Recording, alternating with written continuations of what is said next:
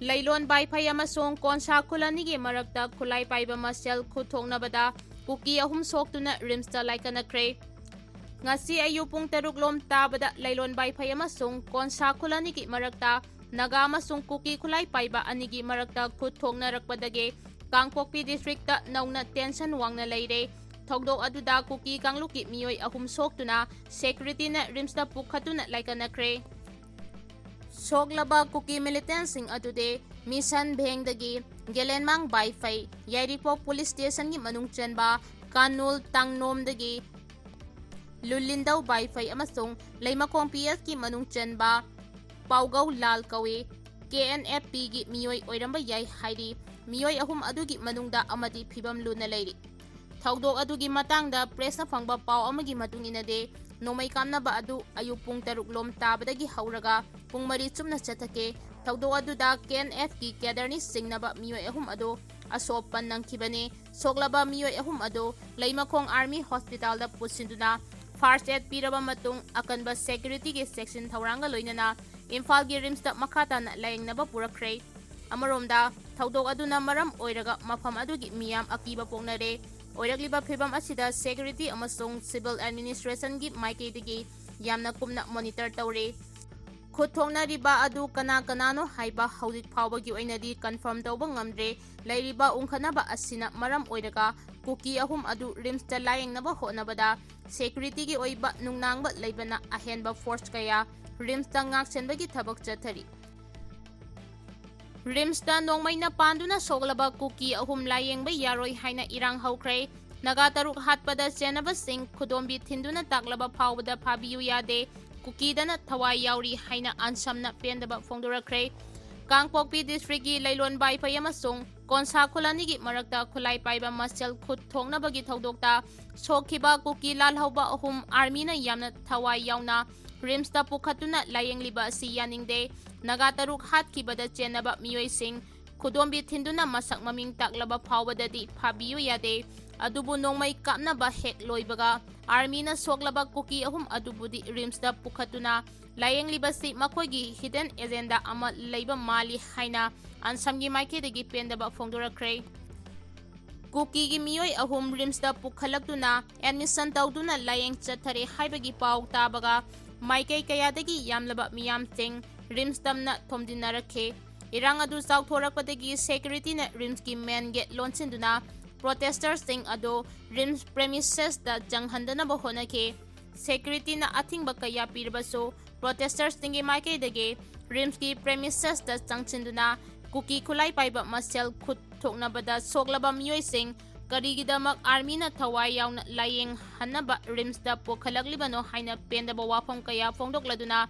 rimsta kuki terrorist sing pusilaktuna layengba yaroi haina slogan kaya lauki adubo makhata na irang adu hena pakthok chauthorakpadage rapid action force amasong security gi maikidagi tear gas cell sing kaptuna amasong lathi charge tawduna miyam adubu tan khainaba honaki hairi. Thogdok aduda nakalanigi marakta su sauna muknaba thokhe adubu security na ngamduna mafam adudagi protesters ting adu takthorakkibadagi makhata na protesters ting na uripoki rimstaba lambi sing thingjinkhre hairi. Kuki terrorist sing na nagami sam taruk hatkibagi thawong Manipur imana akan mamongda condemn tawi. Kuki terrorist sing na nagami sam taruk tamthina hatkibagi thogdok adu akan mamongda condemn tawi. Thogliba thogdok asida Deputy Chief Minister Nemsa Kibgen khangde haiba yaroi Manipur miyam na Nemsa Kibgen resign tawpham thoi haina Manipur imana press ta thadurakpa serol amana hairi. Serol asina makhata na hairibana haukiba me tarau humdoida kuki terrorist singna Lailon Baifai khuldagi nagami sam taruk adu phakibani adubo naga singna phakiba kuki misam taramari adude matam khara leiraga miyoibagi minungsi yenglaga thadoraki adubo naga adude mihat thina hatlaga thamlambadage singi mafam amadagi makoigi hakchang sing adu phangba ngamkibane. Naga taruk pudi kuki na asib hakchang oina sinababu Manipur imagi maikidagi akan mamawongda condemn tawi loinana laikhidraba miyoi taruki imung manungna thengna hauriba awabada saruk yari athuba matamda paliba lengak asina thogdok asida chenariba sing faraga logi oiba sairak pigadabane. Manipur imagi maikeidagi thamjanningbade lamdam asigi sing amasung tamgi CSO singi amatwaiba lisingda thamoi sengna leminarase Manipurgi isu khudingmakta punna thengnaminase Chahisa kayadagi mitai singna singi isilinau singbu amatawaibagi khongthangda leminasi haina lauduna lakhibane Kuki singna pre-plan tawraga Manipur thogainaba thawrang laukhalakpada Manipur miyamna yaba ngamloi Manipurgi ngamkhai kaibasu yaroi haina ngasi phawba lauraga lakli haina phongdokhi Masigi sumathakta hautik paliba lengak amadi state lengakna Kuki terrorist singi lusingba KNFP gi nupi oiriba Namsa Kibgen da karigi deputy CMP ribano thogliba wathoga si Namsa Kibgen khangde haiba yaroi Lona yadaba terrorist amagi nupi na karamna Manipur lengakta deputy CMP ribano haina lengakta hangle Atuba matamda Manipur miyamna yadraba Namsa Kibgen phamdagi resign tawpham thoi hairi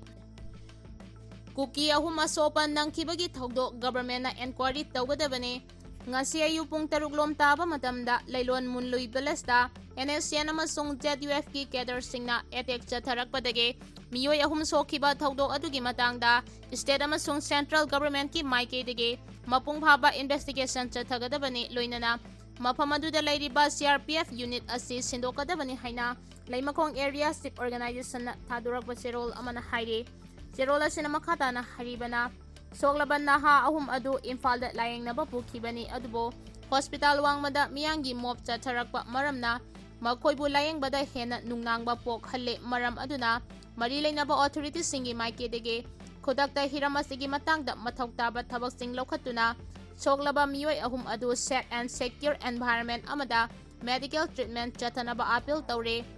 NSNIM amasung ZUF ki cadre singna